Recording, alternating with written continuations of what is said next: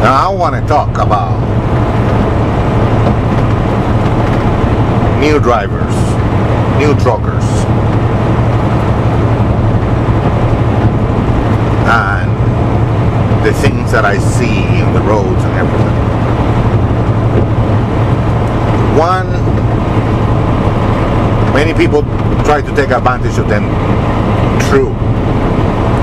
You know, companies try to take advantage of new drivers. True. But sometimes you gotta tough it up. You know. I mean, when you start, they tell you gotta have 2 years experience and shit like that. Oops. Minimum 2 years experience and stuff like that. True. But you don't need to take crap of anybody. There are plenty of companies out there. Okay? So, in case you didn't know it, in 11 hours at 65 miles per hour is 600 to 650 miles, give or take. So, many dispatchers, you know, they ask you for crazy stuff. They want you to be there, like right now. Well, you don't need to take that crap. Okay. Thankfully, the company that I'm working for right now, the dispatchers are awesome, which is why I'm working for them. Because if they weren't, I wouldn't be working for them. Because sometimes, you know, there's 1,200 miles there, and they want you to be there tomorrow, and you are like, no, I'm not gonna make it. Like, I'm not a miracle worker, I'm a truck driver. Okay? So if they're pushing you to do that, you just say no. Take a calculator and do the math. Period. That's it. Done. If you don't like it, find somebody else and find another company. If you're a Canadian driver, as I am, and you're in the area of Vancouver or Lower Mainland BC, I would advise you to look for Spady Transport. It's the company that I'm working for, and it's awesome. If you're an owner operator, great. And if you're a company driver, you're looking for work, you might call them too and see what happens. Okay? I started as an owner operator with this company, and then I switched to company driver, which I make more money actually. You know, that is that on the aspect of being abused and all of that. And the other thing is that, for example, one sign the company that you're working for is crap, hey, payday comes and they tell you, oh no, you know, when we get paid by the customer, we're gonna pay you. It doesn't work that way. You don't work for the customer, you work for them. So payday comes, you pay me. Whether they pay or not, that's none of my business. My business is trucking. Your business is office. That's your business. And that's the way it works. So if they have an issue with late payments and stuff like that, time for you to start looking for a new company. That one doesn't work. Okay? And when they're telling you, oh, you need to pay the tolls, and you need to pay for this, and you need to pay for that, and then we give you the money back. No, because now you're depending on them paying you or not. So it doesn't work that way either. The company should pay for all of that. You don't have to pay for any of that. Okay? The other thing is, for example, I've seen not young, but new truckers. They're complaining about everything. Oh my God, you know, it's so many hours. Oh, you're awake 11 hours, you know, or I gotta drive at night. Hey, it's trucking, okay? That's what you sign up for. You know, the truck broke down on the road, you gotta figure it out. The good thing about trucking is that you are your own boss. You decide when you stop, you decide when you start, you decide where to sleep, when you're gonna sleep, when to have a shower, when not to have a shower. It's up to you. You don't have the boss in the back of your head all the time telling you, you gotta do this, you gotta do that. If you are used to that, maybe you should work in an office. Trucking is not for you. Trucking is for people that can make decisions on a fly. That once, they have that kind of disposition. You got a flat tire? Okay. You stop on the road, you take the phone, you go Google, tire service near me. Boom. See what happens. Start making phone calls. Once that you figure that out, then you call the boss and say, hey, I got a flat tire. I got a guy that is going to fix a flat tire. Talk to him, give him your credit card number, and he'll pay for it. And if he doesn't, the truck doesn't move. The load doesn't go to destination in time. He's going to lose money. So, most decent companies, that's not an issue. But you got to do your part, The boss doesn't want to call him and say, hey, I got a flat tire. I'm here in this place. You figured it out. He doesn't know. So you need to figure that out. If it's snowing, if it's raining, if it's sunny, you don't need to call the boss to tell him that. Figure it out. Hey, it's snowing. Well, you go as far as you can go. As far as you feel that it's safe to drive. When you feel that it's not safe to drive, you pull over. You don't have to call somebody and say, hey, I'm gonna pull over. No, you pull over and that's it. And then if they call you and they ask you, you say, well, I have a freaking blizzard happening here. What do you want me to do about it? Okay? So, yeah. This job is for you to figure it out on the spot. Sometimes you get to places and I got an address. So many times I got an address, go to this destination. And you get there and it's a farm. It's a road, not even a road. It's like a trail, mud trail that goes somewhere there, and there is a farm, and you have it, 50 some, foot trailer, 54-foot trailer, and a whole truck that you gotta go through there, and you go really, really slow, and then you do your delivery. You gotta figure it out. How am I gonna do it? Where am I gonna do it? What's up with that? It's the same thing with the hours.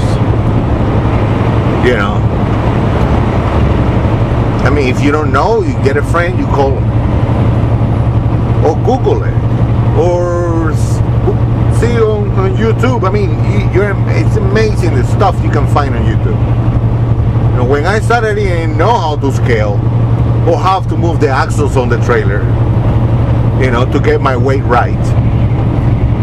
YouTube, there's a video there that explains you how to do it. Nobody told me. Later on, I was driving with a friend as a team driver, and he explained it to me, and he's like, whoa, this hole, every hole on the trailer is 500 pounds. I was like, okay. So you calculate, how many pounds you want to take off, and then you move how many holes on that. But, you got to figure it out by yourself. If you are the kind of person that you need to be told what to do all the time, this job is not for you. This job is not for you.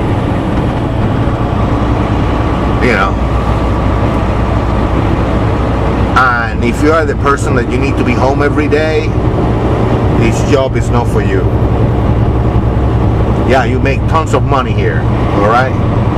In trucking, there is lots of, I hear the old guys saying, in the old times, that was money. Well, it's not the same anymore. But even today, there's still good money on trucking. But, I hear owner operators and the guys go like, they have family too. I don't have family. In Canada, I don't have family. I don't have wife, I don't have a girlfriend, I don't have kids. In Cuba, that's a different story. I don't have a wife in Cuba either, but I got family in Cuba. And So I don't really care. And I see this owner operator guy that worked in this company actually, and he was complaining, because he wants to only do Vancouver, California, Vancouver. And he's complaining he's not making money. Of course you're not making money. But you want to be home every weekend. Every 6 days you want to be home. And then spend 3 days home. Okay. Well, that's what you get. Me, I get long trips. I love long trips. Vancouver, Miami, Vancouver, East Coast. All the way to the East Coast I go. 3,000 some miles every trip. So 3,000 miles that way and 3,000 miles, that's 6,000 miles, in one paycheck. Okay? So that's a lot of money. So that's the way I do it. I mean, I got my goals. I want to buy my boat. I'm looking for a boat that's going to be between $30,000 and $50,000 on the cheap. I want that money. I mean, I don't getting out of this truck until I get my freaking boat. So whatever I'm going to have to do, I'm going to do it. So, and that's my goal, and that's it. So I'm going to make money. I'm going to work my butt off to get it done. That's what I don't rent. I don't have a home in Vancouver either, because I don't spend enough time there to get a home. I mean, I used to have a condo, 2-bedroom condo, beautiful. I was paying $1,500 a month on that condo, but I never spent time in it. So what's the point? It's a waste of money. So now, I go Airbnb, Kenny's place. I pay 3, 4 days, 5 days, whatever I mean, when the truck needs repairs and stuff like that, even 5 days. But me, I stay 3 days in Vancouver, I'm out. I'm going out. Besides, I don't know. I mean, if truckers are watching this, they know what I'm talking about. You get the itch of the road, okay? The itch. You get itchy on the road. When you are on the road, man, I want to be in Vancouver. Oh boy, I want to be in Vancouver. When I'm in Vancouver, can't wait to get out, can't wait to get on the road. I need the road. So it is like that. That's what happens to truckers. And you're used to being by yourself, and that's the other thing. I'm used to being by myself. I'm self-sufficient. I don't need anything or anyone. I mean, I call on the phone everybody during the day, talk to my brother, talk to my dad, talk to my mom, talk to my daughter, talk to everybody every day on the phone when I'm freaking bored out of my mind. But that's it. So if none of that is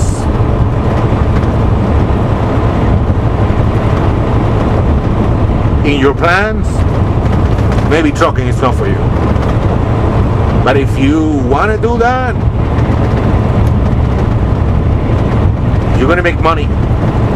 I mean, if you want to work, if you want to stay home, you're going to be home every weekend, it's not going to happen. You're not going to make money that way. You're going to survive. But I don't want to survive. I didn't leave Cuba to survive. I was surviving in Cuba. I mean, I already got an apartment in Cuba paid for, done. Now, most people in Canada and United States, they all work their whole life to, you know, save some money so that they can retire and move to Florida. Well, I live 90 miles from Florida. I already got a house paid for there, which my retirement is already paid for. I didn't come here to survive. I came here to make it. Okay? To make my dream. And my dream is a sailboat. It's the ocean. I was born to be in the ocean. So that's my thing. I mean, it all might change. Tomorrow I might hook up with a chick that I really like, you know, and who knows? It might change. But in the meantime, the plan for now is my boat. So that's why I'm doing this.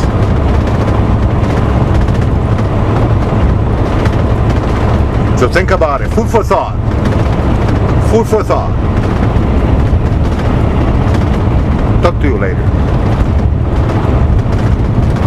And that's a wrap.